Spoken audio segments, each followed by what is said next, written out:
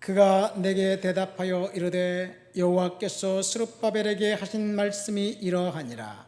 만군의 여호와께서 말씀하시되 이는 힘으로 되지 아니하며 능력으로 되지 아니하고 오직 나의 영으로 되느니라.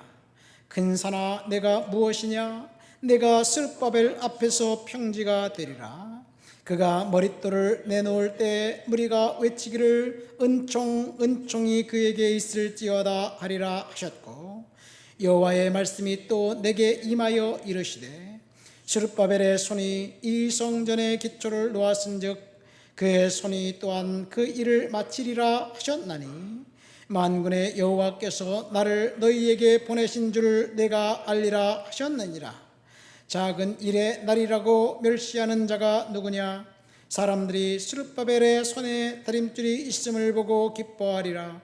이 일곱은 온 세상에 두루 다니는 여호와의 눈이라 하니라. 아멘. 여기 보면 큰 산을 평지로 만들어 주겠다, 하나님이 약속하셨습니다. 우리는 스가랴라는 선지자의 메시지를 읽었습니다. 스가랴가 누구일까요? 위치적으로 볼 때 그 앞에는 학개가 있고 그 뒤에는 말라기가 있습니다. 말라기는 구약의 맨 마지막 책이지요. 그러니까 스가랴는 구약의 두 번째로 마지막 책입니다. 학개와 스가랴는 동시에 활동했던 선지자였습니다.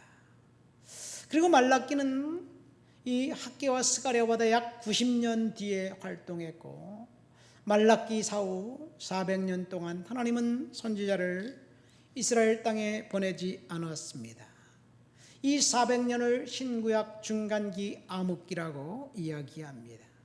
하나님께서 긴 침묵을 깨고 메시지를 선포하신 것은 세례 요한이 광야에서 회개하라 선포할 때였습니다. 스가랴와 동시대에 살던 사람은 의외로 저 성경 저 앞에 나와 있는 에스라라는 학사입니다. 에스라는 서기관입니다. 에스라가 포로에서 귀환해 온 이후 스룹바벨과 함께 성전을 건축하고 이스라엘의 신앙의 기초를 놓으면서 회당을 만들고 조직적으로 하나님의 자녀들에게 성경 말씀을 가르치기 시작합니다. 그러니까 에스라 1장부터 6장까지의 내용은 스가랴서와 중복됩니다. 그 시기는 이제 고대 근동의 역사가 출렁거렸어요. 바벨론이 멸망하고 페르시아가 등극합니다. 페르시아가 등극하면서 페르시아 고레스라는 왕 원년에 뜬금없이 느닷없이 이제 페르시아 제국에 살고 있는 유다인들은 예루살렘으로 돌아가도 좋다, 귀한 명령을 내립니다. 원하는 사람들은 다 돌아가라. 그리고 가서 성전을 건축해라. 예루살렘 성전에서 탈취해온 금, 은 기구, 성전 기구들을 다 이제 돌려줘라, 그렇게 이야기합니다. 사실 예루살렘을 멸망시킨 나라는 바벨론입니다.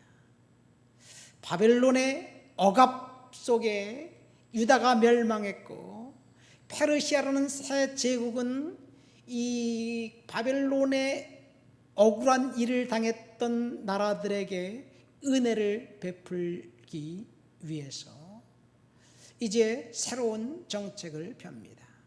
이 바벨론은 지금의 이라크고 페르시아는 지금의 이란입니다.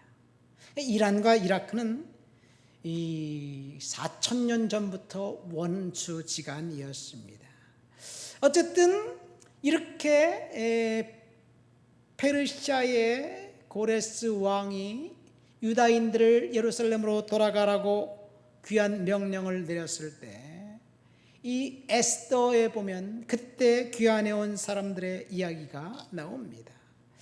스가랴는 자신보다 약간 젊은 선지자 학개와 함께 이제 그 머나먼 타국 땅 페르시아에서 예루살렘으로 돌아와 이스라엘 백성들을 격려하면서 이 두 선지자의 메시지는 성전 건축을 촉구하는 내용입니다. 여기 스룹바벨이라는 사람이 나오죠. 스룹바벨은 누구냐? 이 유다의 왕, 마지막 왕 히드기야 왕의 손자입니다. 왕족이죠. 스룹바벨이 그 다윗의 후손 왕의 손자로 귀환하면서 이제 귀환해온 백성들을 이끌고 옵니다. 그리고 그가 성전을 건축합니다.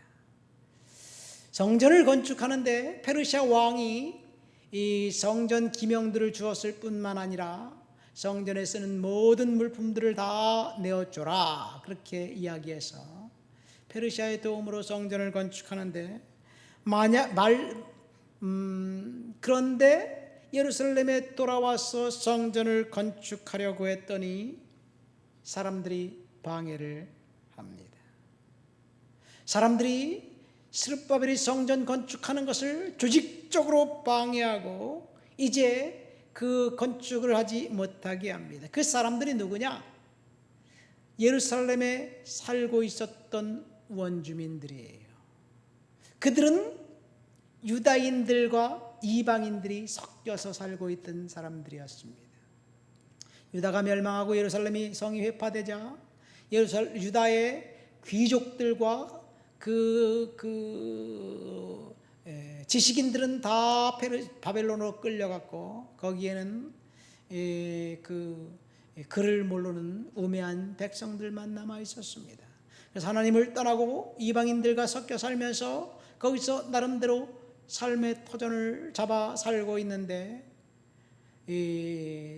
70년 전에 멸망한 그 사람들이 갑자기 외국에서 돌아와서 내 땅이라고 내놓으라 그러니까 그 사람들이 어떡하겠어요? 지금 이스라엘과 팔레스타인과의 문제도 동일합니다. 이스라엘이 멸망당한 지 2000년이 지난 다음에 어느 날 갑자기 이 영국을 비롯해서 이제 그 유럽 사람들이 유럽 땅에 있는 이스라엘 백성들은 그 팔레스타인 땅으로 돌아가도 좋다. 그래서 독립을 허용하고 돌아가라고 이야기합니다. 시오니즘 운동이 일어납니다.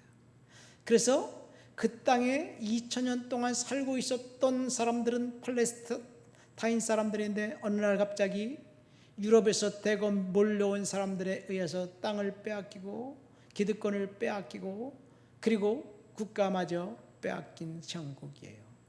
그러니까 팔레스타인 사람들이 이스라엘 사람들을 조직적으로 방해하고 그리고 팔레스타인 사람들이 이스라엘 사람들에게 원한과 안갚음이 있겠죠. 마찬가지입니다. 거기에 살고 있는 그 사람들이 스룹바벨이 그 페르시아에서 돌아온 일단의 사람들과 함께 성전을 건축한다고 하니까 방해를 합니다. 오늘 본문 4장 7절에 스룹바벨 앞에 놓인 큰 산은 바로 성전 건축이 중단된 상황을 말합니다. 그런데 하나님은 이 스룹바벨이 극심한 환난과 고통을 당하면서 새 성전의 기초를 놓았으나 중단되었던 그 성전을 반드시 완성하게 될 것이라고 스가랴 선지자를 통해서 알려줍니다. 그러니까 스가랴 선지자가 하나님 앞에 그 메시지를 선포한 것은 스룹바벨이 성전을 건축하는데 힘들고 어렵지만 끝까지 견뎌라, 이겨라, 그러면 완성하게 될 것이다 라는 이야기입니다. 이 스룹바벨이 성전을 건축하기 시작한 지 얼마 있다가 금방 중단되고 15년간이나 성전 건축이 중단됩니다. 토착 세력들이 조직적으로 방해를 합니다.